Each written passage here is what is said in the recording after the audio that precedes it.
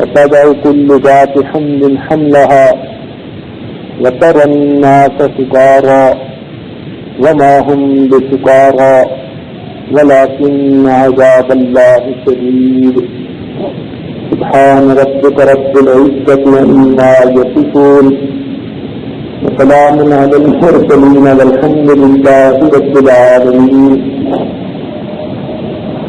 اللهم صل على سيدنا محمد وعلى آل سيدنا محمد وبارك وسلم اللهم صل على سيدنا محمد وعلى آل سيدنا محمد وبارك وسلم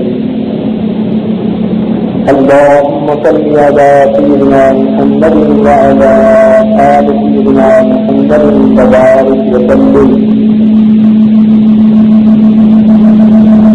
اللہ رب العزت کا ارشاد ہے یا ایھا الناس اتقوا ربکم، اے انسانوں تم ڈرو اپنے پروردگار سے، ان زلزلۃ الساعۃ شیء عظیم، بے شک قیامت کے دن کا زلزلہ بہت بڑی بات ہے۔ قرآن مجید کی ان آیات میں قیامت کے دن کا تذکرہ کیا گیا اور اس کی ہولناکی اور حیبت کو بیان کیا گیا۔ فرمایا گیا کہ اس دن کی حیبت اس قدر ہوگی کہ اس دن دودھ پلانے والی اپنے دودھ پینے والوں کو بھول جائے گی اور حاملہ عورت اپنے حمل کو گرا رکھے گی۔ ان دو باتوں سے اس دن کی حیبت کا صحیح اندازہ لگایا جا سکتا ہے۔ قیامت کے دن کا تصور پہلے مذاہب میں بھی رہا ہے، لیکن جتنی تفصیل دین اسلام میں بتلائی گئی اتنی تفصیل کبھی نہیں ہوئی، اور یہ اصولی بات ہے کہ اگر انسان کو یہ احساس ہو کہ مجھے میرے کیے کا بدلہ ملے گا، اچھا عمل کروں گا تو نیکی کا خیر کا بدلہ ملے گا، برا عمل کروں گا تو مجھے سزا ملے گی، تو پھر انسان نیک بن کر رہنے کی کوشش کرتا ہے۔ اور اگر اس کو پتا ہو کہ میں جو کر رہا ہوں کوئی نہیں پوچھنے والا، تو پھر اس کی حالت یہی ہوتی ہے اکبر عیش کو کہ عالم دوبارہ ہے، اکبر تم عیش کر لو کہ یہ دنیا سے نہیں آئے گی، تو وہ پھر دنیا میں لکھ کر مزے لیتا ہے، اس بات کو بھول جاتا ہے کہ قیامت کے دن مجھ سے پوچھ گچھ بھی ہوگی۔ تو عقل بھی بتاتی ہے اور عدل کا تقاضا بھی یہی ہے کہ روز جزا ہونا چاہیے۔ اللہ رب العزت قرآن مجید میں اس بات فرماتے ہیں ام حسب الذین اجترحوا السیئات ان نجعلهم کالذین آمنوا وعملوا الصالحات سواء محیاهم ومماتهم ساء ما یحکمون۔ کیا گمان کرتے ہیں یہ لوگ جو گناہ کرنے والے ہیں کہ ان کو ہم بنا دیں گے ان لوگوں کی مانند جو ایمان لائے اور انہوں نے نیک اعمال کیے، سواء محیاهم ومماتهم، ان کا جینا اور ان کا مرنا ایک جیسا ہوگا، ہرگز نہیں یہ کتنا برا سوچتے ہیں۔ معلوم ہوا جس کی زندگی محمود اس کی موت بھی محمود، اور جس کی زندگی مضموم اس کی موت بھی مضموم۔ یہ کیسے ممکن ہے انسان فاسق و فاجر جیسی زندگی گزارے اور قیامت کے دن اس کو جنید باجدید کی طرف میں کھڑا کر دیا جائے؟ جیسی کرنی ویسی بھرنی، نہ مانے تو کر کے دے، اور جنت بھی ہے دوزخ بھی ہے، نہ مانے تو مر کے دے۔ تو ہمیں چاہیے کہ ہم قیامت کے دن کو ہر وقت یاد رکھا کریں، جو کام بھی کر رہے ہوں سوچا کریں اے انسان تیرا اٹھنے والا ہر قدم یا تجھے جنت کے قریب کر رہا ہے یا تجھے جہنم کے قریب کر رہا ہے۔ ہم ہر دن میں اپنا محاسبہ کیا کریں، ہم جنت کماتے سکتے ہیں یا دوزخ جو ہے اپنے اوپر دوزخ کی آگ کو واجب کرتے پھر رہے ہیں۔ تو جب ہم بیٹھ کر سوچیں گے تو دل کہے گا کہ ہمیں برائی چھوڑ کر نیکی کی زندگی کو اختیار کرنا ہے۔ اس لیے قیامت کے دن کا تصور اپنی جگہ بہت زیادہ اہم ہے۔ قیامت کے دن کو اللہ نے فرمایا سیدنا عظیم، یہ بہت بڑا حادثہ ہوگا۔ دنیا کے اندر بھی زلزلے آئے، چنانچہ تاریخ بتاتی ہے کہ قدیم ترین اور تباہ کن زلزلہ 1556 میں آیا چین کے ملک میں. اس کا ایک صوبہ جس کا نام شنسی ہے, اس میں اتنا سخت زلزلہ تھا, ایک لمحے کے اندر 8 لاکھ انسان ہلاک ہو گئے. اتنا سخت زلزلہ کبھی نہیں آیا. لیکن اگر یہ دنیا کا زلزلہ ہے جس میں زمین تھوڑی سی ہلا دی گئی, اتنے لوگ مر گئے, تو جس دن زمین کو اتنا گھما دیا جائے گا کہ یہ پھیل جائے گی, آسمان کی کھال پھینک لی جائے گی, ستارے ٹوٹ جائیں گے, سورج چاند ذہن لگ جائے گا, اور روئی کے دانوں کی طرح پہاڑ اڑتے پھریں گے, اس دن کی حیثیت کا ہم کیا اندازہ لگا سکتے ہیں. عجیب ہے. اسی لیے اللہ رب العزت نے فرمایا اذا السماء انفطرت واذا الكواكب انتثرت واذا البحار فجرت واذا القبور بعثرت.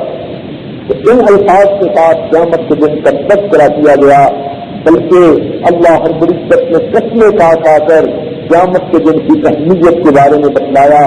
قرآن میں فرما دیا گیا, سورہ ذاریات میں اللہ تعالیٰ نے 4 مرتبہ قسمیں کھا کر قیامت کا تذکرہ کیا. سورہ مرسلات میں 5 مرتبہ قسمیں کھا کر فرمایا انما توعدون لصادق, کہ تم سے جو وعدہ قیامت کے دن کا کیا گیا وہ وعدہ سچا ہے. سورہ یونس میں اللہ تعالیٰ ارشاد فرماتے ہیں ای وربی انہ لحق.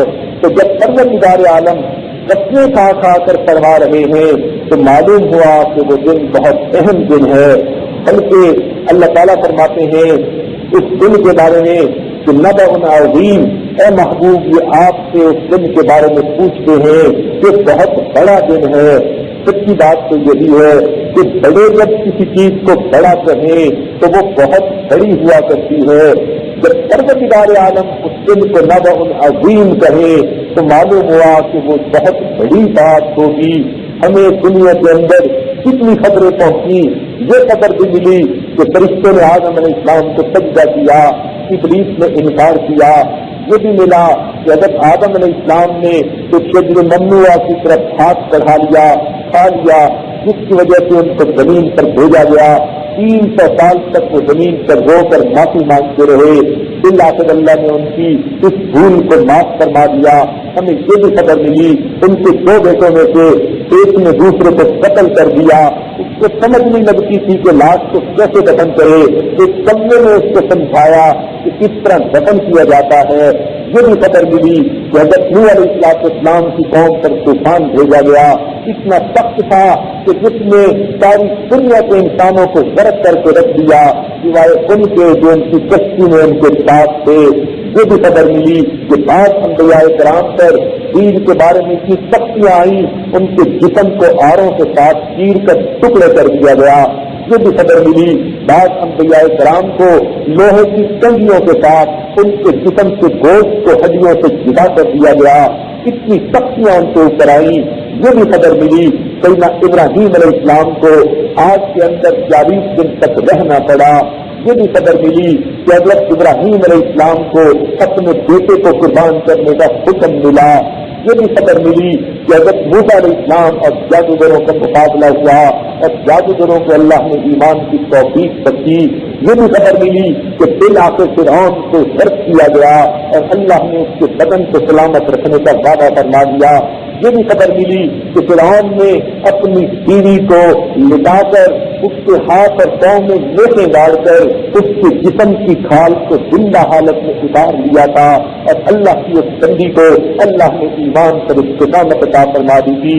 یہ بھی خبر ملی کہ حضرت عیسیٰ علیہ السلام کی والدہ پر تہمت لگائی گئی تھی جب ان کی عیسیٰ علیہ السلام کی ولادت ہوئی اور بالآخر عیسیٰ علیہ السلام نے گواہی دی, اپنی والدہ کی پاس سامنے کی. اور یہ بھی خبر ملی کہ حضرت یوسف علیہ السلام پر بھی الزام لگایا گیا, چھوٹے بچے نے پاس سامنے کی گواہی دی. یہ بھی خبر ملی کہ حضرت عیسیٰ علیہ السلام کو آسمان تک اٹھا لیا گیا اور پھر اس امت کے اندر اللہ رب العزت ان کو دوبارہ بھیجیں گے اور وہ نبی علیہ السلام کا امتی بن کر رہنے کا شرف حاصل کریں گے. یہ بھی خبر ملی کہ اس کائنات پر اللہ رب العزت نے اپنے محبوب کو بھیجا اور انہوں نے اس کائنات کو اپنے وجود کے ساتھ زینت بخشی. ان کے صحابہ کی قربانیوں کی باتیں پہنچی بدر حنین کی احد اور خندق کی باتیں ہم تک پہنچی، نبی اسلام کے معراج کی خبریں ہم تک پہنچی۔ اس دنیا کے اندر ہمیں یہ اتنی بڑی بڑی خبریں قرآن کی روح سے، حدیث کی روح سے ملی، مگر یہ تمام خبریں اپنی جگہ اہم ہیں۔ ایک خبر ان سب سے زیادہ اہم ہے، کیونکہ اللہ رب العزت اس خبر کو نبأ عظیم فرما رہے ہیں۔ تو جب اللہ تعالیٰ اس کو بڑی بات کہیں تو معلوم ہوا اس جیسی خبر تو اور کوئی نہیں، وہ سب سے بڑی خبر ہے، اہم ہے۔ کیوں؟ اس لیے کہ اپنے کیے کا اس کو حساب دینا پڑے گا۔ لہذا اللہ رب العزت نے اس کو قیامت کے دن کو نبأ عظیم کہہ کر اس کی اہمیت سے چار چاند لگا دیے اور بتلا دیا کہ لوگوں تمہیں دنیا کے اندر رہ کر آخرت کو سامنے رکھ کر زندگی گزارنی چاہیے۔ اس طرح انسان کے اندر تکبر ختم ہو جاتا ہے، اور جو انسان آخرت کی یاد نہیں کرتے، قرآن مجید نے فیصلہ دے دیا الذین لا یؤمنون بالآخرہ، جو لوگ قیامت کے اوپر یقین نہیں رکھتے، قلوبہم منکرۃ، ان کے دل اس بات کا انکار کرتے ہیں، وہم مستکبرون، اور وہ بڑے متکبر ہیں۔ لہذا یہ انسان کا تکبر ہے جس کی وجہ سے وہ انسان دنیا کے اندر منمانی کرتا ہے، کہنے کو انسان ہوتا ہے، حقیقت میں حیوان بلکہ حیوانوں سے بھی بدتر ہوا کرتا ہے، اس کے عملوں پر تو حیوان بھی شرما جایا کرتے ہیں۔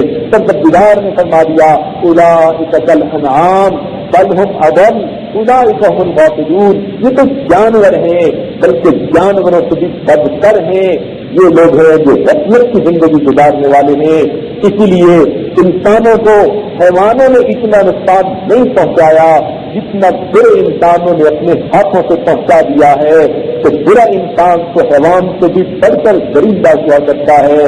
اس لیے جب قیامت کے دن کل کو یقین ہوگا، احساس ہوگا کہ مجھے ہر عمل کا بدلہ دیا جائے گا، تو پھر انسان برائی کو چھوڑ کر، منمانی کو چھوڑ کر حدود و قیود کی زندگی کو گزارنا پسند کرے گا، عدل و انصاف کی زندگی کو ترجیح دے گا، لوگوں کو جو ہے لوگوں کے حقوق کی رعایت کرے گا، بندوں کو بندہ سمجھے گا، انسانوں کو انسان سمجھے گا۔ قیامت کے دن کا یہ تصور انسان کے نیک بننے کے اندر بڑا اہم کردار ادا کرتا ہے۔ چنانچہ ایک واقعہ بیان کیا گیا کتابوں میں کہ اصفہان کے ملک میں جو ایران کا اس وقت حصہ ہے، ایک بادشاہ گزرا جس کا نام سلطان ملک شاہ تھا، نیک دل بادشاہ تھا۔ ایک مرتبہ جنگل میں شکار کے لیے نکلا، اس کے ساتھ اس کے فوجی اور سپاہی بھی ساتھ تھے۔ جنگل کے اندر ایک بڑھیا رہتی تھی، اس میں گائے پالی ہوئی تھی جس کے دودھ سے وہ اپنی زندگی گزارتی تھی۔ بادشاہ کے فوجیوں کو بھوک لگی ہوئی تھی، انہوں نے اس کی گائے کو کھول کر ذبح کر لیا، اس کے گوشت کے کباب بنا کر انہوں نے بھون کر کھا لیے۔ بڑھیا روئی، کہنے لگی مجھے کس قیمت کو دے دو، میں کوئی دوسری گائے لے لوں گی۔ انہوں نے کہا کہ ہم اس کے بدلے کچھ نہیں دیں گے۔ بڑھیا حیران پریشان ایک عالم کے پاس پہنچی، اس سے پوچھا کہ میں کیا کروں۔ عالم نے کہا کہ بادشاہ سلامت تو اچھے اور نیک دل انسان ہیں، تم ان تک اپنی فریاد پہنچا دو تو وہ تمہیں ضرور اس کی قیمت دے دیں گے۔ بڑھیا کہنے لگی مگر اصل مسئلہ تو یہی ہے کہ یہ سپاہی لوگ مجھے بادشاہ کے پاس پہنچنے ہی نہیں دیتے کہ میں ان کی وہاں جا کر شکایت بیان کروں۔ عالم نے یہ تجویز پیش کی کہ بادشاہ نے 2 دن کے بعد واپس جانا ہے اور راستے میں ایک دریا ہے، عبور کرنے کے لیے اس پر پل بنا ہوا ہے، تو بادشاہ اس پل سے گزرے گا، تم اس وقت اس کی سواری کو کھڑی کر کے اپنی فریاد بیان کر دینا، بادشاہ تمہیں گائے کی قیمت ادا کر دے گا۔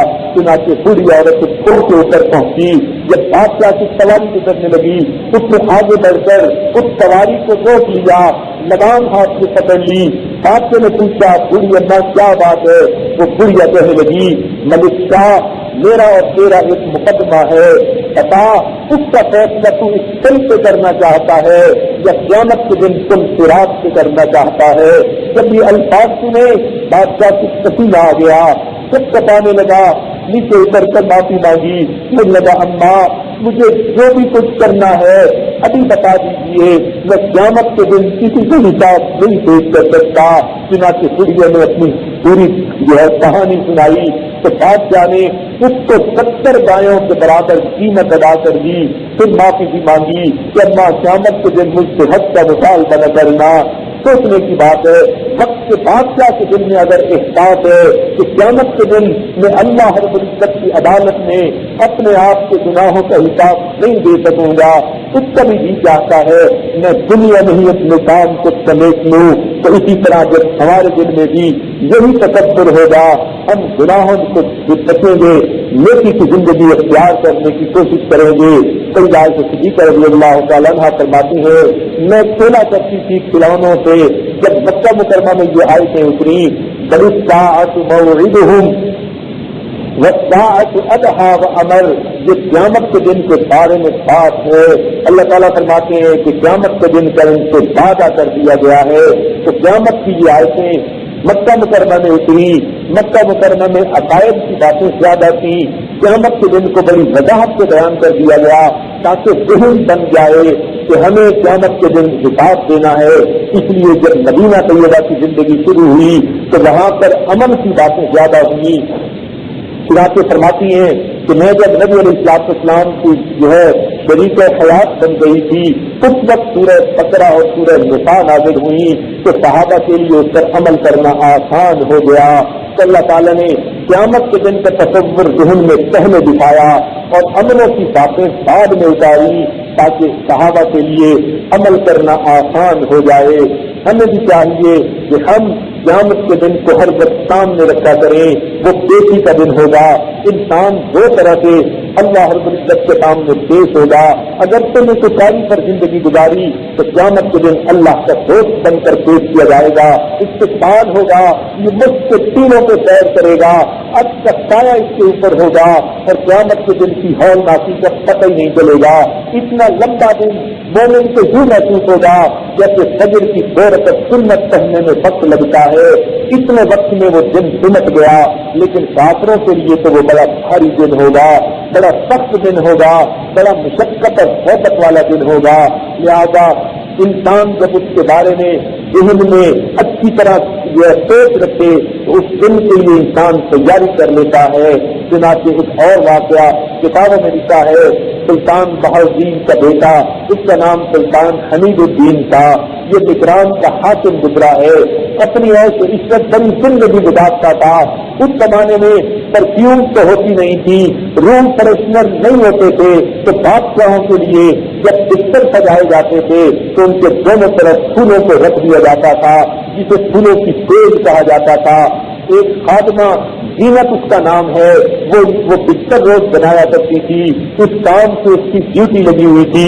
ایک دن جب اس نے بستر بنایا، پھولوں کی سیج بچھائی تو سوچ آئی کہ میں دیکھوں تو صحیح کہ یہ کیسی ہے، چنانچہ وہ خود اس سیج کے اوپر لیٹی۔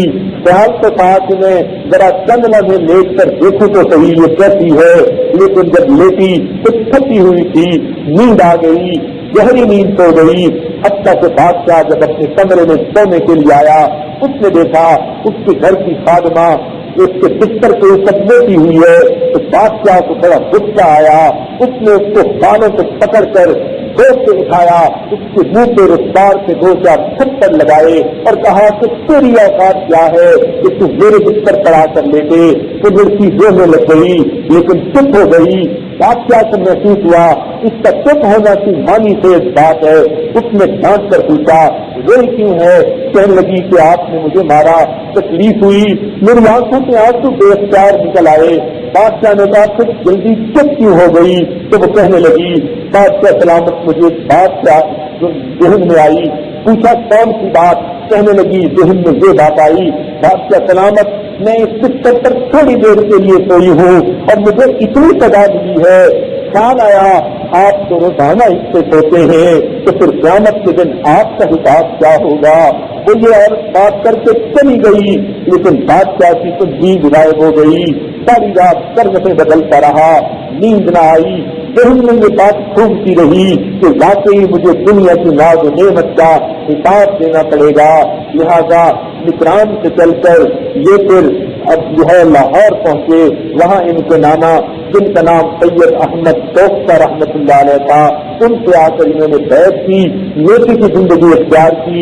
اتنے متقی پرہیزگار بن گئے حتیٰ کہ ان کو سلسلہ ستاریہ کے اندر اجازت و خلافت مل گئی اور یہ اپنے وقت کے تحت طریقت بن گئے. تو دیکھیے ایک بات نے جو قیامت کے دن کا تصور تھا اس شخص کی زندگی کو بدل کے رکھ دیا.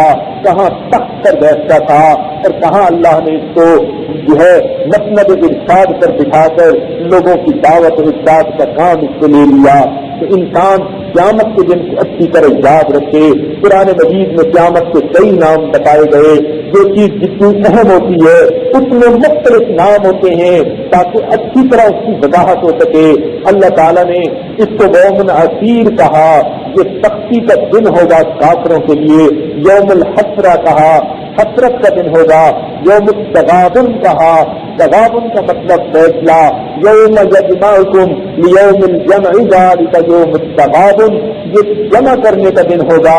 کیا مطلب؟ انسان اس دن یا تو زندگی کی بازی جیت جائے گا یا پھر زندگی کی بازی ہار جائے گا. تو قیامت کا دن ہمارے لیے ہار جیت کا دن ہوگا. یوم الطلاق، وہ قیامت کا دن اللہ سے ملاقات کا دن ہوگا. یا دوست بن کر ملاقات ہوگی یا مجرم بن کر ملاقات ہوگی. اس لیے اس کے مختلف نام رکھے گئے. یوم الفصل بھی کہا گیا، یوم التناق بھی کہا گیا، الغاشیہ، العاصفہ، یہ مختلف نام ہیں قیامت کے دن کی وضاحت کے لیے، اہمیت بیان کرنے کے لیے جو کہے گئے.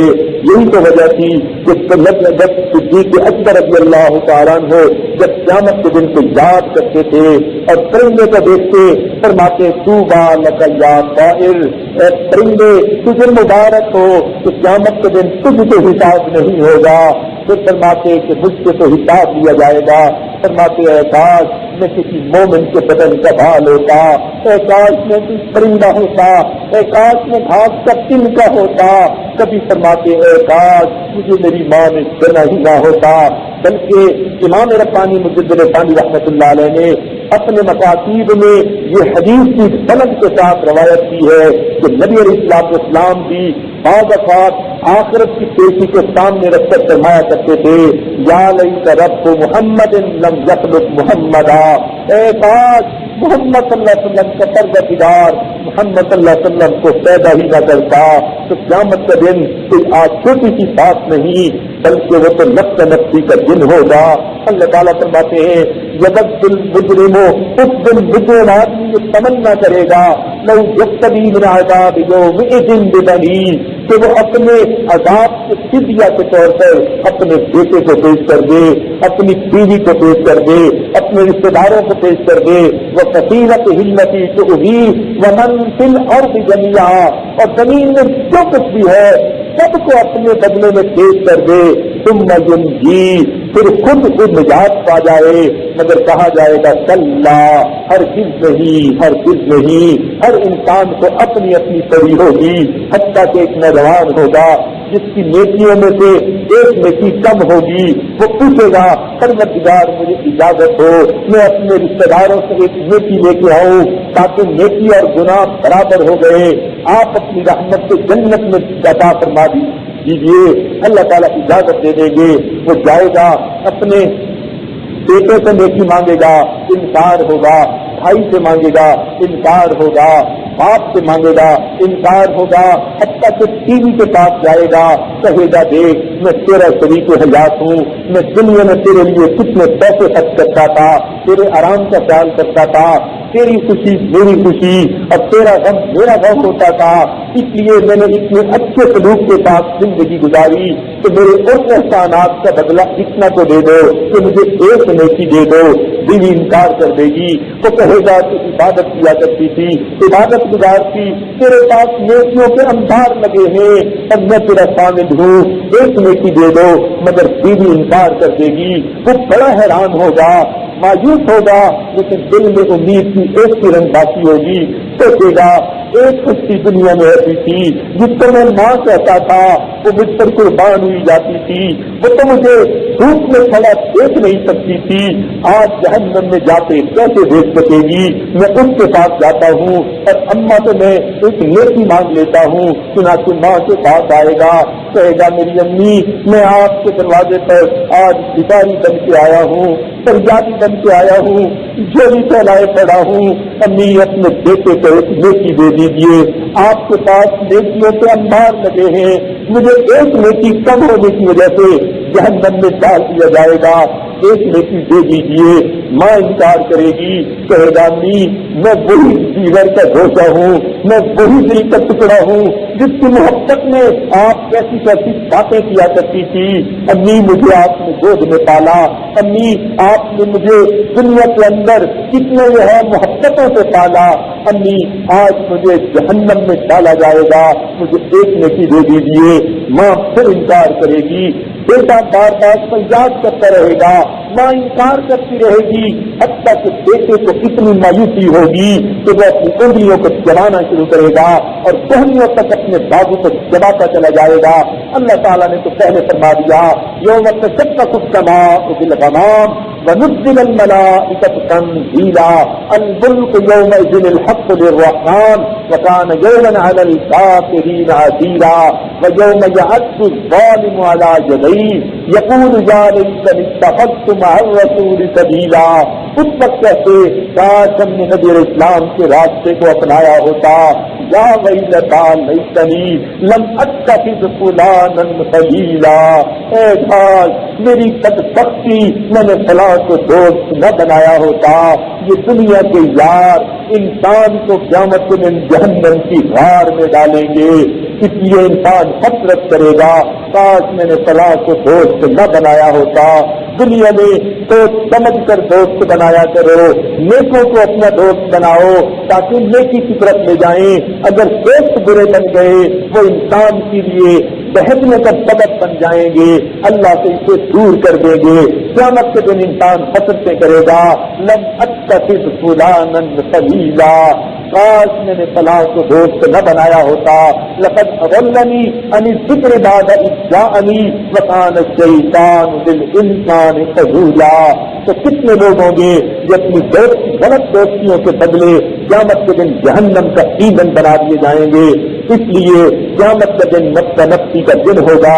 اللہ تعالیٰ نے تو پہلے خبر دے دی، سچے پروردگار نے سچے کلام میں بتلا دیا یوم یفر المرء من اخیہ وامہ وابیہ وصاحبتہ وبنیہ، تو یہ سب رشتے دار لوگ اس سے دور بھاگیں گے۔ اللہ تعالیٰ فرماتے ہیں ولا تزر وازرۃ وزر اخری، کوئی بندہ کسی دوسرے کا بوجھ اس سے نہیں اٹھائے گا۔ اگر وہ کسی کو بلائے گا بھی صحیح تو کوئی اس کے پاس نہیں آئے گا۔ لہذا جب ہمیں اپنا بوجھ خود اٹھانا ہے ہم سوچ سمجھ کر عمل کریں۔ دنیا میں ہم سے تو چند کلوں کا بوجھ سر سے نہیں اٹھایا جاتا، تو قیامت کے دن یہ گناہوں کے پہاڑوں کا بوجھ کیسے اٹھا سکیں گے؟ اس لیے آج دن ہے کہ ہم نیکی کی زندگی گزاریں۔ قیامت کے دن اللہ تعالیٰ نیکوں اور بروں کو جدا کر دیں گے، اعلان کر دیا جائے گا وَامْتَعْتُوا الْيَوْمَ أَيُّهَا الْمُجْرِمُونَ، اے مجرموں میرے نیک بندوں سے جدا ہو جاؤ۔ چنانچہ رات سے جدا کر دیے جائیں گے۔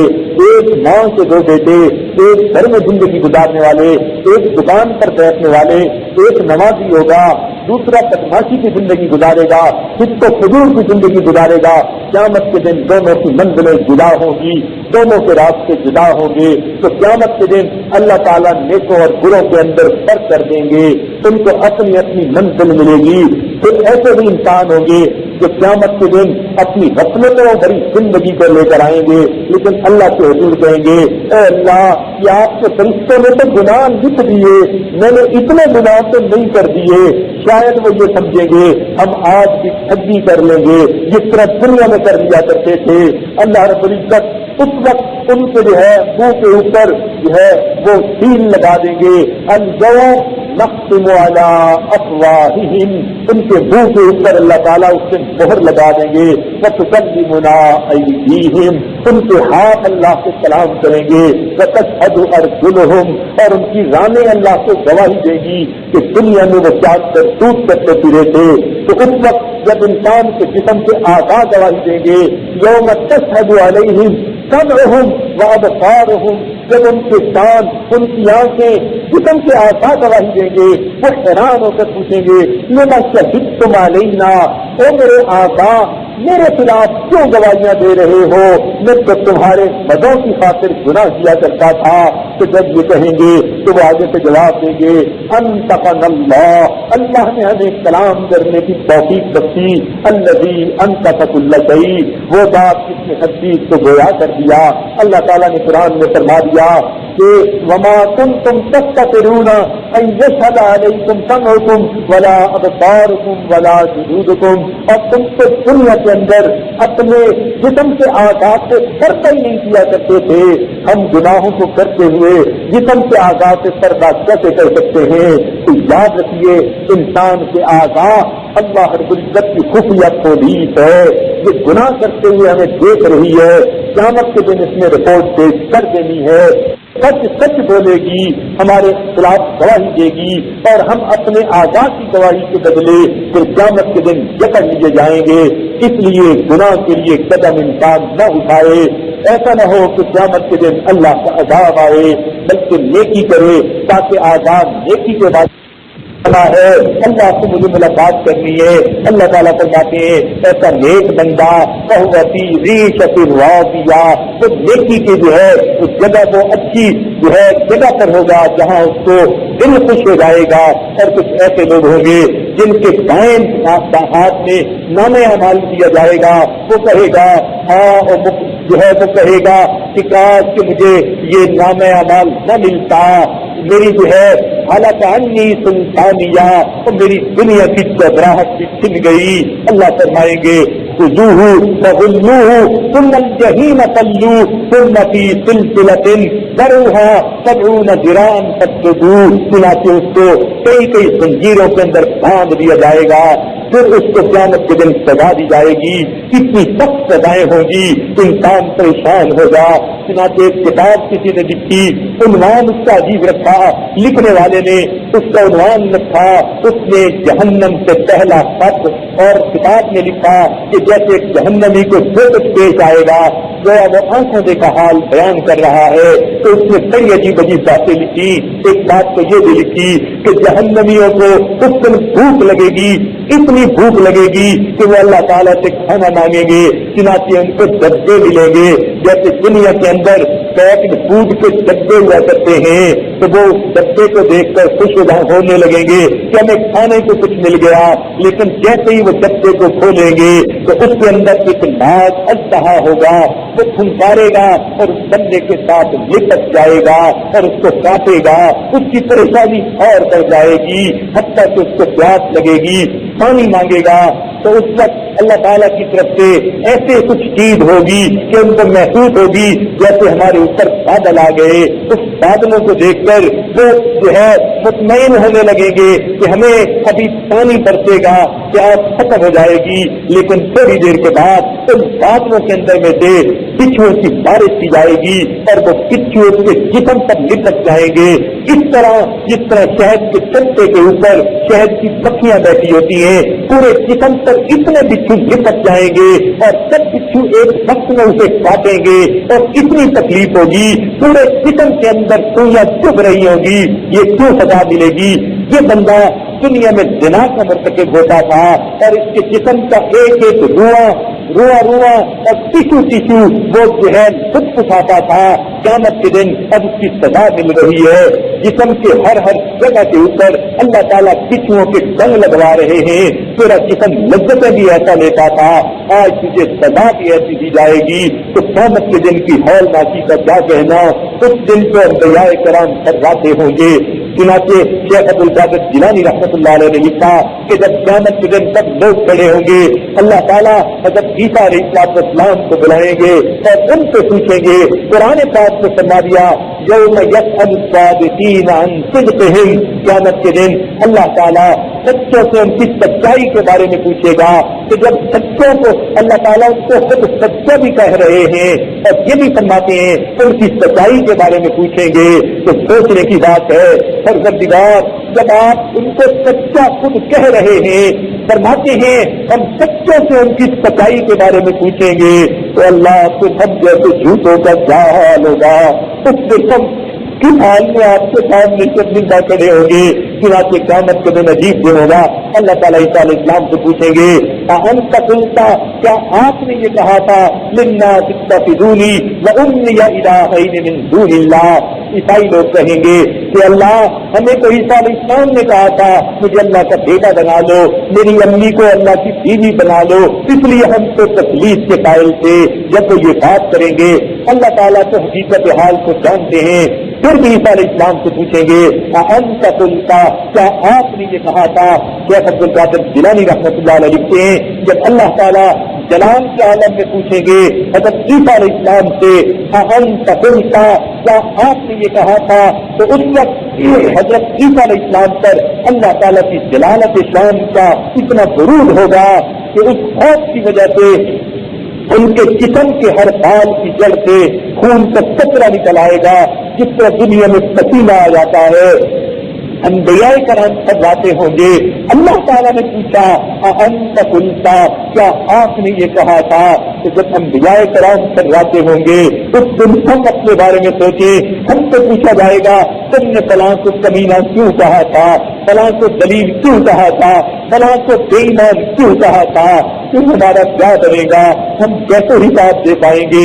آج زبان سے یہ بات لڑکا دیتے ہیں، یہ بات آرام سے نکال دیتے ہیں، قیامت کے دن ان باتوں کا جواب کیسے دے پائیں گے. آج وقت ہے ان گناہوں کو سب کی توبہ کر کے اللہ کی اپنی غلطیوں کی معافی مانگ لیجیے، ورنہ قیامت کے دن کو ہم جواب نہیں دے سکیں گے. اس دن اللہ تعالیٰ ہر انسان سے کچھ نعمتوں کا حساب مانگیں گے، فرمائیں گے اے میرے بندے بتا تو نے دنیا میں کھانا کھایا تھا، تم نے جو روٹی کھائی تھی اس روٹی کا حساب دو. اور فرمائیں گے وماء فراہ یشربہ، وہ پانی جو لذت والا تھا تم نے اس کو بھی پیا تھا. وثوب یواری عورتہ، اور لباس جس سے تم اپنے جسم کو ڈھانپا کرتے تھے. وبیت یسکنہ، وہ گھر جس میں تم زندگی گزارتے تھے. بالحر والبرد، سردیوں میں اور گرمیوں میں. ان چار نعمتوں کا حساب دے دو. ہم کیسے حساب دے سکتے ہیں. قیامت کے دن ایک آدمی کہے گا اللہ میں نے تو اتنی نیکیاں کی، آپ کی سب نعمتوں کا حساب دے دیا. اللہ تعالیٰ اپنی جو ہے اپنی قدرت سے اس کو پیاس لگا دیں گے، اتنی پیاس لگے گی حتیٰ کہ وہ برداشت سے باہر ہوگی، پانی طلب کرے گا. ایک فرشتہ آئے گا پانی کا پیالہ لے کر، یہ بندہ کہے گا پانی دے دو. فرشتہ کہے گا اس کے بدلے قیمت دینی پڑے گی نیک اعمال کی حیثیت میں. چنانچہ کہے گا مجھ سے لے لو جو قیمت لینا چاہتے ہو. کرتے کرتے ایک پیالے کے بدلے میں یہ ساری زندگی کے اعمال دینے پر تیار ہو جائے گا. جب توبہ کر لے گا اللہ تعالیٰ فرمائیں گے میرے بندے تو کہتا تھا میں نے تیری نعمتوں کا حق ادا کر دیا، تو میرے بندے تیری ساری زندگی کی نیکیاں میرے پانی کے ایک پیالے کی قیمت نہ بن سکی. اور تو نے تو کتنے پیالے زندگی میں پانی کے پیے، کتنے مشروبات پیے، کتنے پھل کھائے، کتنے میوے کھائے، تو نے میری نعمتوں کا کیسے حق ادا کر دیا. تو واقعی قیامت کے دن تو ہم اس کا جواب نہیں دے سکیں گے. ہمیں چاہیے آج ہم اللہ رب العزت سے دعائیں مانگیں اللہ ہمیں نیکی کی توفیق دے تاکہ ہم ان نعمتوں کا دنیا میں شکر ادا کر جائیں اور قیامت کے دن اللہ اپنی رحمت سے قبول فرما لے. اس لیے قیامت کے دن ایک نیک آدمی کو اللہ سے ملاقات کا شوق ہوگا. اللہ تعالیٰ کے محبوب نے بتلایا من احب لقاء اللہ احب اللہ لقاءہ، جو انسان اللہ سے ملاقات کی محبت رکھے گا اللہ تعالیٰ اس سے بھی ملاقات کی محبت رکھے گا. ومن کرہ لقاء اللہ، اور جو اللہ کی ملاقات کو جو ہے وہ کراہت کرے گا کرہ اللہ لقاءہ، اللہ تعالیٰ اس سے ملاقات کی کراہت فرمائے گا. تو مومن اللہ سے ملاقات کا متمنی رہتا ہے. اس لیے فرمایا گیا الموت جسر یوصل الحبیب الی الحبیب، موت ایک پل ہے ایک دوست کو دوسرے دوست کے ساتھ ملا دیا کرتی ہے. بلکہ ایک حدیث قدسی میں تو یہاں تک فرمایا اللہ تعالیٰ اپنے نیک بندوں کے بارے میں فرماتے ہیں الا طال صوت الابرار الی لقائی، جان لو میرے نیک بندوں کا شوق میری ملاقات کے لیے پڑ گیا. وانا الیہم لاشد شوقا، اور میں ان کی ملاقات کے لیے ان سے بھی زیادہ مشتاق ہوں. تو اللہ تعالیٰ اپنے نیک بندوں کی ملاقات کے لیے ان سے بھی زیادہ مشتاق ہے. سبحان اللہ، تو نیک لوگوں کی قیامت کے دن کیا عزت افزائیاں ہوں گی، اللہ کی طرف سے کیا مہمان نوازیاں ہوں گی.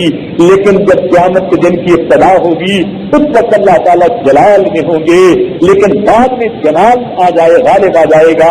جلال کی بھی عجیب کیفیت ہوگی. چنانچہ حدیث پاک میں آتا ہے قیامت کے دن انبیاء اور مرسلین کھڑے ہوں گے، صحابہ تابعین کھڑے ہوں گے، سارے لوگ دنیا کے انسان، مرد اور عورتیں، آدم علیہ السلام کی ساری اولاد کھڑی ہوگی. اس وقت اللہ تعالیٰ کی حیثیت کا عجیب عالم ہوگا، سختی ہوگی. صرف ایمان والے لوگ اس کے سائے کے نیچے ہوں گے. ایک ندا آئے گی، حساب دو. جب حساب دو کی آواز آئے گی لوگ پاس اٹھیں گے، ہم کیسے اللہ کو حساب دے سکتے ہیں. چنانچہ سارے لوگ پریشان ہوں گے. پریشان عالم میں حضرت آدم علیہ السلام کے پاس جائیں گے اور کہیں گے اے ہمارے ابا جان، یا ابانا قدم معنا، آپ ہمارا ساتھ دیجیے، آگے بڑھیے تاکہ ہمارا حساب شروع ہو.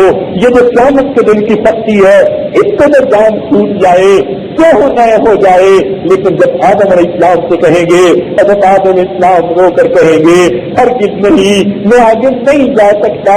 اللہ رب العزت جلال کے عالم میں ہے اور قیامت اور مجھ سے ایک بھول ہو گئی تھی جس پر پروردگار نے فرمایا تھا وعدا آدم ربہ فغوی، تو اس وجہ سے میں تو اللہ کے سامنے نہیں پیش ہو سکتا.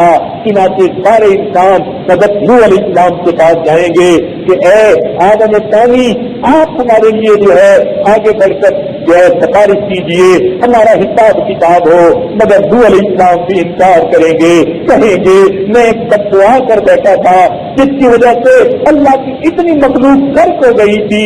مجھے اللہ کے سامنے اور میں نے اپنے بیٹے کے بارے میں ایک دعا کر دی تھی جس پر اللہ نے فرما دیا تھا انی اعوذ بک ان تکون من الجاہلین. چنانچہ وہ قیامت کو فرمائیں گے میں تو اس وقت اللہ کے حضور نہیں پیش ہو سکتا، وہ بھی انکار کر دیں گے. چنانچہ ساری مخلوق حضرت موسیٰ علیہ السلام کی خدمت میں حاضر ہوگی، ان سے عرض کرے گی آپ کلیم اللہ ہیں، ہمارا ساتھ دیجیے اور اللہ کے حضور ہمیں پیش کر دیجیے. مگر موسیٰ علیہ السلام فرمائیں گے میں تو اللہ کو یہ کہہ بیٹھا تھا رب ارنی انظر الیک، اللہ اپنا جلوہ دکھا دیجیے، میں دیکھنا چاہتا ہوں. مجھ سے یہ ایسی بات ہو گئی تھی جو اللہ کی شان کے مطابق نہ تھی، میں نہیں آگے جا سکتا. چنانچہ وہ بھی انکار کر دیں گے. لوگ حضرت ابراہیم علیہ السلام کے پاس آئیں گے، آپ خلیل اللہ ہیں، اللہ کے دوست ہیں، آپ ہمیں اللہ کے سامنے پیش کر دیجیے. مگر ابراہیم علیہ السلام بھی انکار کریں گے، کہیں گے ایک کافر میرے دسترخوان پر آیا بیٹھا تھا اور میں نے اس کو اٹھا دیا تھا.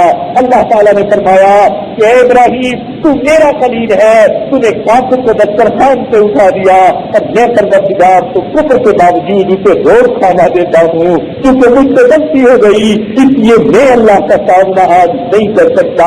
وہ بھی انکار کہیں گے.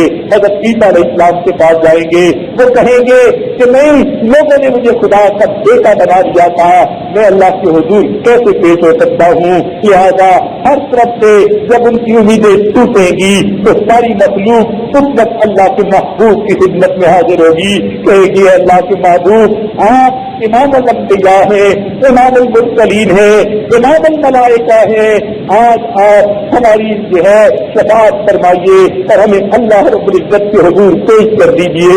نبی علیہ السلام فرماتے ہیں اس وقت اللہ رب العزت ایک مقام محمود بڑا بلند مقام ہوگا، مجھے اس پر پہنچنے کی توفیق دیں گے اور میں وہاں پہنچ کر اللہ کے حضور سجدہ کروں گا اور سجدے میں اللہ تعالیٰ کی ایسی تعریفیں کروں گا نہ اس سے پہلے کسی نے کی نہ اس کے بعد کوئی کرے گا. پتہ نہیں کتنی دیر تعریفیں کرتا رہوں گا حتیٰ کہ میرا وہ سجدہ اللہ تعالیٰ کی پسند آئے گا. اللہ تعالیٰ فرمائیں گے اے میرے محبوب سجدے تو سر اٹھائیے والا سوف یعطیک ربک فترضی، اللہ تیرا پروردگار تجھے اتنا دے گا آپ راضی ہو جائیں گے. چنانچہ نبی علیہ السلام کھڑے ہو فرمائیں گے اے اللہ اپنی مخلوق کا حساب کر لیجیے، آج کے دن کی سختی سے یہ بچ جائے. اللہ تعالیٰ فرمائیں گے ایک کرو کس طرح شروع کروں. نبی علیہ السلام حضرت ابوبکر صدیق کو آگے کریں گے، صدیق اکبر رو رہے ہوں گے، کتابوں میں لکھا ہے عرض کریں گے اللہ کے محبوب مجھے اللہ کے حضور پیش نہ کیجیے، میں زیادہ عمر کے بعد بڑھاپے کی عمر میں یعنی ادھیڑ عمر میں مسلمان بنا، میری اول زندگی تو کفر میں گزری، تھوڑی زندگی کے سال اسلام میں گزرے، میں آگے پیش نہیں ہو سکتا مگر اللہ کے حضور آگے پیش کریں گے۔ روایت میں آتا ہے جب آگے پیش کریں گے صدیق کے اکبر بھی سجدے میں گر جائیں گے اور اللہ کے حضور عاجزی اور فریاد کریں گے، حتیٰ کہ اللہ رب العزت کا غصہ اللہ تعالیٰ کی خوشی میں بدل جائے گا۔ پروردگار فرمائیں گے اے میرے یار کے غمگسار، میرے یار کے یار غار، تو بھی سجدے سے سر اٹھا، تیری نیکیاں ہمارے پاس پہنچی، تو نے میرے یار کی رفاقت کا حق ادا کر دیا، آج میں تیرے لیے خوشیوں کی خبر دیتا ہوں۔ چنانچہ حضرت ابوبکر صدیق رضی اللہ تعالیٰ عنہ کو وَلَسَوْفَ يَرْضَىٰ اللہ تعالیٰ اتنا دے گا کہ وہ بھی خوش ہو جائیں گے۔ اس کے بعد نبی علیہ السلام حضرت عمر رضی اللہ عنہ کو اللہ کے حضور پیش کریں گے۔ حدیث پاک میں آتا ہے جب حضرت عمر رضی اللہ تعالیٰ عنہ پہنچیں گے اللہ تعالیٰ فرمائیں گے السلام علیکہ یا عمر، اے عمر تجھ پر سلامتی ہو۔ حدیث پاک میں آتا ہے اول من یسلم علیہ الرب عمر، اللہ رب العزت جس پر سلام سب سے پہلے کریں گے امتیوں میں سے وہ عمر ہوں گے۔ یہ ان کی شان کہ وہ اسلام کی شان و شوکت کا ذریعہ بنے تھے، اللہ تعالیٰ اس دن ان کو سلام فرمائیں گے اور ان کا حساب کتاب سے نہیں کیا جائے گا۔ پھر اس کے بعد نبی علیہ السلام حضرت عثمان غنی کو پیش کریں گے۔ حدیث پاک میں آتا ہے کہ نبی علیہ السلام نے ان کے لیے دعا مانگی تھی۔ ایک مرتبہ عید کا دن تھا، نبی علیہ السلام عید کی نماز پڑھنے کے لیے جا رہے تھے، کئی بار صدیق رضی اللہ عنہ نے عرض کیا اے اللہ کے محبوب کچھ ہمیں عطا کر دیجیے، ہم کچھ خرید کر گھر میں پکا لیں۔ آپ نے فرمایا میرے پاس تو کچھ نہیں دینے کے لیے۔ عرض کیا ہے اللہ کے محبوب اپنے لیے ہمیں ضرورت نہیں، عید کا دن ہے، آج مدینہ کے غربا یتامہ اور بیوائیں وہ ہمارے دروازے پر آئیں گی کچھ لینے کے لیے، اگر ہمارے یہاں کچھ نہیں پتا ہوگا ہم ان کو کیا دے سکیں گے؟ نبی علیہ السلام نے کہا تو کچھ نہیں، اس وقت میں دے سکوں، اور آپ چلے گئے۔ جب آپ واپس عید پڑھ کر تشریف لائے دیکھا گھر میں بہت کچھ پکا ہوا ہے اور یتیموں بیواؤں کو بھی مل رہا ہے، تقسیم ہو رہا ہے۔ آپ نے پوچھا عائشہ یہ سب چیزیں تمہیں کہاں سے ملی؟ اور کیا اللہ کے محبوب جب آپ تشریف لے گئے تو اس کے بعد عثمان غنی رضی اللہ تعالیٰ عنہ نے آپ کی جتنی بیویاں تھیں اتنے اونٹ سامان سے لگے ہوئے بھیجے، سب کو ایک ایک سامان سے لگا ہوا اونٹ تحفے اور ہدیے کے طور پر پیش کیا اپنی ماں کی خدمت میں، اور اس میں سے میں نے کچھ بتا دیا۔ نبی علیہ السلام کا دل بہت خوش ہوا، نبی علیہ السلام نے اس پر دعا دی اے یا رحمان سہل الحساب علی عثمان، اے اللہ قیامت کے دن عثمان کے حساب کو آسان کر دینا۔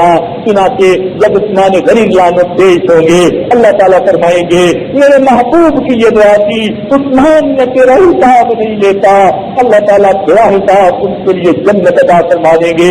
چنانچہ اس کے بعد حضرت علی لعنت کو پیش کیا جائے گا۔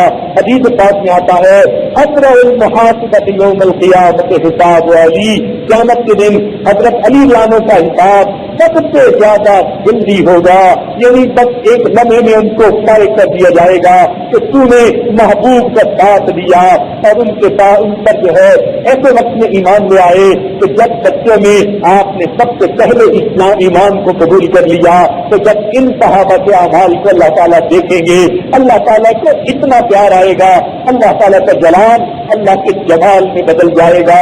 اس کے بعد بقیہ امت کی باری آئے گی۔ چنانچہ روایت میں بتایا اللہ تعالیٰ پوری امت کا حساب رحم کے ساتھ آسانی کے ساتھ لیں گے، اللہ کی رحمت غالب آ چکی ہوگی، گناہ گاروں کی تخفیف ہونے لگ جائے گی، اللہ تعالیٰ اتنے رحیم و کریم ممکن ہوں گے کہ گناہ گاروں کے گناہوں کو معاف فرما دینے والے ہوں گے۔ لہٰذا قیامت کے دن جس میں نیکیاں کی ہوگی اور اللہ کے حضور کچھ گناہوں کو لے کر بھی آئے گا اللہ تعالیٰ اس کے گناہوں کو معاف فرما دیں گے، اللہ تعالیٰ کی رحمتوں کا ظہور ہوگا۔ حتیٰ کہ ایسا بھی ہوگا حضرت قاری محمد طیب رحمۃ اللہ علیہ نے لکھا اتنا اللہ تعالیٰ کی رحمت کا ظہور ہوگا حتیٰ کہ ایک لمحہ آئے گا جب شیطان کو بھی یہ امید لگنے لگے گی، وہ بھی سر اٹھا کے دیکھے گا شاید آج میرے بھی گناہوں کو معاف کر دیا جائے. تو جس دن شیطان مرسود کو بھی امید لگنے لگ جائے گی تو پھر اس دن ہم گناہگاروں کے لیے تو پھر رحمت کا معاملہ ہوگا. یاد آنے چاہیے ہم اللہ سے معافیاں مانگتے رہے, نیک اعمال کرتے رہے, قیامت کے دن رحمت کا معاملہ ہو جائے. ایسا نہ ہو بدعمالیوں کے سبب موت کے وقت ایمان سے محروم ہو گئے, پھر تو منزل جدا ہوگی. اگر ایمان کے ساتھ چلے گئے پھر اللہ تعالیٰ کی رحمت کا معاملہ ہوگا. پھر اللہ تعالیٰ قیامت کے دن ایمان والوں کو بخشیں گے. حتیٰ کہ یہاں تک کی کتاب میں لکھا ہے اللہ تعالیٰ ایک فقیر کو کھڑا کریں گے, فرمائیں گے میرے بندے میں نے دنیا میں تیرا رزق تھوڑا لکھا, تجھے جو ہے رزق تھوڑا ملا, تو بوڑھا تھا, بیمار تھا, کمزور تھا, تیرے پاس کچھ اپنا مال پیسہ نہیں ہوتا تھا, تجھے کھانے کے لیے لوگوں کے دروازوں پہ بھیک مانگنی پڑتی تھی, کتھا لگانی پڑتی تھی میرے بندے, لیکن پھر بھی تو صبر اور شکر اور نیکی کی زندگی گزارتا رہا. میرے بندے میں نے تیرا رزق تھوڑا لکھا. یعنی کتابوں میں لکھا ہے اللہ تعالیٰ اس طرح معذرت کریں گے جس طرح ایک دوست کا کام نہ کر سکنے کی وجہ سے معذرت کرتا ہے. اللہ تعالیٰ فرمائیں گے میرے بندے میں نے تیرا رزق تھوڑا لکھا, پھر بھی مجھ سے راضی رہا, پھر بھی تو شاکر رہا. میرے بندے تو تھوڑے رزق پر راضی رہا, میں آج تیرے تھوڑے عملوں پر تجھ سے راضی ہو گیا اور میں تجھے جنت کا جو ہے عطا کر دیتا ہوں. جب اس فقیر کو جنت میں جانے کے لیے کہہ دیا جائے گا تو وہ فقیر خود اپنی جگہ کھڑا رہے گا. اللہ تعالیٰ فرمائیں گے میرے بندے جب تیرے لیے جنتوں کے دروازے کھول دیے گئے کیوں جنتوں میں داخل نہیں ہوتا؟ وہ فقیر کہے گا اللہ مجھے حیا آتی ہے, میں اکیلا جنت میں چلا جاؤں, پیچھے وہ لوگ سب کھڑے ہیں جن کے دروازوں پہ میں سدا لگاتا تھا. اللہ کوئی مجھے روٹی کا ٹکڑا دیتا تھا, کوئی کچھ اور دیتا تھا. اللہ دینے والے تو پیچھے کھڑے ہو اور میں لینے والا اکیلا چلا جاؤں. اللہ تعالیٰ اس فقیر کی سفارش کو قبول کر کے ہر اس بندے کو بھی جنت بھیجیں گے جس نے فقیر کو ایک لقمہ روٹی کا دیا ہوگا. اللہ رب العزت کی رحمتوں کا اتنا ضرور ہوگا. کیا بعید ہے اللہ تعالیٰ قیامت کے دن ہم آج ان مسکینوں پر بھی اپنا رحم فرمائے اور ہمیں بھی نیکوں کا ساتھ عطا فرما دے. ہم دنیا میں نیکوں کی محفلوں میں بیٹھے, یہ رمضان مبارک کے چند دن ہمارے لیے غنیمت ہے. ہم زندگی کو بدلنے کی کوشش کریں, ان اوقات میں اپنے پروردگار سے دعائیں مانگے اور دل میں عہد کریں پروردگار آئندہ نیکوکاری کی زندگی عطا فرما. قیامت کے دن یہ وقت ہمارے لیے ذخیرہ آخرت بن جائے گا اور اللہ تعالیٰ اس کے سبب قیامت کے دن ہمیں جہنم سے بری فرما دیں گے. اللہ تعالیٰ ہمارے یہاں بیٹھنے کو کہنے سننے کو قبول فرما لے اور ہمیں اپنے پسندیدہ بندوں میں شامل فرمائے. وآخر دعوانا ان الحمد للہ رب العالمین. تاکہ وہ یہاں آئیں اور ان کے آنے کا اجر بھی ان کو ملے. اثر اور مغرب کے درمیان مردوں کا پروگرام ہوتا ہے. اپنے گھر میں اپنے بیٹوں کو, بھائیوں کو, خاندوں کو, مردوں کو آپ اس وقت تاکید کے ساتھ سجوائیے. معلوم نہیں کون سی بات کس کے دل پر اثر کرے تو اس کی زندگی کے بدلنے کا زندگی کے رخ بدلنے کا سبب بن جائے. تو اثر اور مغرب کے درمیان مردوں کے لیے خاص بیان ہوتا ہے اور اس محفل میں عورتوں کے لیے بیان ہوتا ہے. ہم اس میں انشاءاللہ مختلف عنوانات پر بات کریں گے. ابھی تو موت اور قبر کے عنوان پر بات کی, آئندہ انشاءاللہ اچھے اخلاق کے اوپر اصلاح اور تربیت کے عنوان پر بات چیت رہے گی. آپ کے گھر کی جوان بچوں کو بھی لائیں تاکہ ان کے اندر بھی نیکی اور عبادت کا شوق پیدا ہو. جتنا زیادہ اس کو دور دور تک پہنچائیں اور لوگ اس کو فائدہ اٹھانے کے لیے آئیں اتنا ہمارے لیے باعث اجر ہوگا اور ہمیں اللہ تعالیٰ کی رضا نصیب ہوگی. غنیمت جان لے مل بیٹھنے کو, جدائی کی گھڑی سر پر پڑی ہے. معلوم نہیں یہ زندگی کے جو چند دن اللہ نے عطا کیے آئندہ ہمیں مل سکیں گے یا نہیں مل سکیں گے. تو اس لیے ان باتوں کو نصیحت کی طرح وصیت سمجھتے ہوئے قبول کر لیا کریں اور عمل کرتی رہا کریں. اور آئندہ کی جو باقی مجالس ہیں آخری دن تک کی ان میں پابندی کے ساتھ خود بھی آئیں اور دوسری مشکلات کو بھی لائیں. اللہ تعالیٰ ہم سب کو اپنی رضا عطا فرما دے. دعا کر لیجیے. سبحان ربی العلی الوہاب. اللهم صل على سيدنا محمد وعلى آل سيدنا محمد وبارك وسلم. ربنا ظلمنا أنفسنا وإن لم تغفر لنا وترحمنا لنكونن من الخاسرين.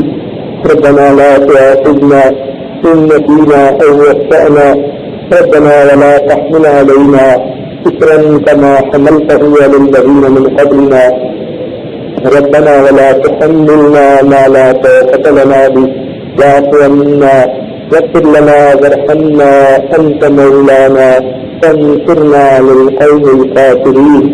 رب کریم ہمارے گناہوں کو معاف فرما، ہماری خطاؤں سے درگزر فرما، ہمارے عیبوں کی پردہ فرما. اے اللہ ہمارے ساتھ رحمت کا معاملہ فرما. میرے مالک ہمیں قیامت کے دن کی سختی سے محفوظ فرما، قیامت کے دن کی حیبت سے محفوظ فرما. اے اللہ قیامت کے دن ہمیں سرخروئی عطا فرما اور اپنے پیارے بندوں کے ساتھ ہمارا حشر فرما. اے اللہ نبی اسلام کے قدموں میں کھڑا کرنا، ان کے بندے کے نیچے حاضری کی توفیق عطا کرنا. اے اللہ قیامت کے دن اپنے محبوب کے ہاتھ میں کوثر کا جام عطا کرنا. رب کریم ہمیں اپنی ناراضگی سے محفوظ کرنا. اے اللہ ہم کمزور بندے ہیں، ہمیں آزاد سے محفوظ کرنا. میرے مالک ہم سے تو دودھ کی گرمی برداشت نہیں ہوتی، تیرے جہنم کی گرمی کیسے برداشت ہوگی. اللہ ہمارے ساتھ رحمت کا معاملہ کرنا. ہم نادان ہیں، جاہل ہیں. اے اللہ اپنے بندوں پر رحم فرما دیجیے. اللہ ہمارے نفس ہمارے قابو میں نہیں، ہمیں ان پر قابو عطا فرما دیجیے. اے اللہ شیطان ہمیں بچاتا ہے، اس کو ہم سے بہت دور فرما دیجیے. اے مالک ہم جانور والی زندگی گزار کر سکتے ہیں، ہمیں انسان بنا دیجیے. میرے مولا زندگی کے جو دن باقی ہے معصیت سے خالی یہ گزارنے کی توفیق عطا فرما دیجیے. اے مولا ہماری مدد فرمائیے. اے اللہ جس طرح دریا میں ڈوبنے والا مدد کے لیے پکارتا ہے، ہم تو گناہوں کے دریا میں ڈوب رہے ہیں. اللہ ہمارے سے مدد کے لیے پکارتے ہیں. میرے مولا مدد کرنا. اللہ ہمیں ضائع ہونے سے محفوظ کرنا، گناہوں کی دلدل میں پھنسنے سے محفوظ کرنا، گناہوں کے دریا میں ڈوبنے سے محفوظ کرنا. رب کریم ہمارے ایمان کی کشتی رشتے میں کافی سکتی ہے اور ربدار شیطان باتیں مارنے کے لیے تیار ہے. اللہ تو ہی حفاظت کرنا. اللہ ہم سے کچھ بڑی چیزوں کی حفاظت نہیں ہوتی، ہم سے اللہ ایمان کی حفاظت کیسے ہوگی؟ اب آپ کی مدد فرمائیے اور آپ وقت تک ہمیں ایمان کے محفوظ رکھنے کی توفیق عطا فرما دیجیے. رب کریم قیامت کے دن اپنے محبوب کی شفاعت عطا فرما دیجیے. رب کریم ہمارے ساتھ رحمت کا معاملہ فرمائیے. ہماری دنیا کی پریشانیوں کو دور کر دیجیے، آخرت کی پریشانیوں کو دور کر دیجیے. جن دوست احباب میں جن مقصرات میں گاؤں کے پیغامات بھجوائے یا کہنا چاہتے تھے نہیں کہہ پائے، سب کی نیک دعاؤں کو قبول فرما دیجیے. اللہ جو مانگا ہمیں خود عطا فرمائیے، جو مانگنا چاہیے تھا نہیں مانگ سکے اللہ خود عطا فرما دیجیے. اللہ ہمارے روزے کو قبول فرمائیے، ہماری اصلاح تراویح کو قبول فرما دیجیے اور اس کے بدلے ہمیں اپنا وقت عطا کر دیجیے، اپنی رضا اپنی لکھا عطا کر دیجیے.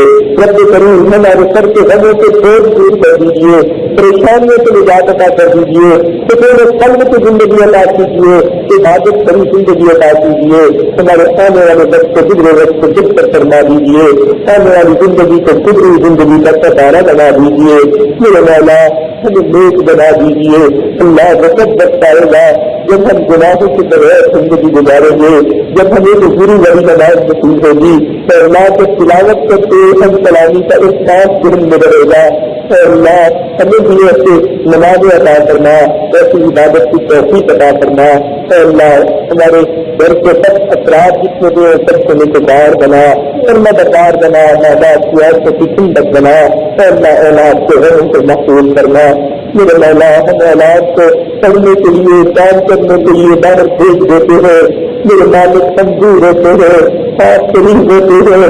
اللہ ان کی دائیں بائیں پیچھے سے حفاظت فرمائیے. ہماری قیامت تک آنے والی نسلوں کے ایمان کی حفاظت فرما دیجیے. جب کہ قریب اپنی رحمت کے ساتھ ہماری ہمیں کامیاب فرما دیجیے. اس نسل میں جو صحت سنا گیا اس کو قبول فرمائیے اور اس کے بدلے سب مقصورات اور سب مردوں کو اپنی رضا اپنی نفاق اپنا مشاہدہ نصیب فرما دیجیے. جو کچھ کہا گیا سنا گیا اللہ اس کو ہماری کامیابی اور خوشروئی کا ذریعہ بنا دیجیے. ربنا تقبل منا انك انت السميع العليم وتب علينا انك انت التواب الرحيم. صلى الله تعالى على حبيبه سيدنا محمد وآله وأصحابه أجمعين برحمتك يا أرحم الراحمين.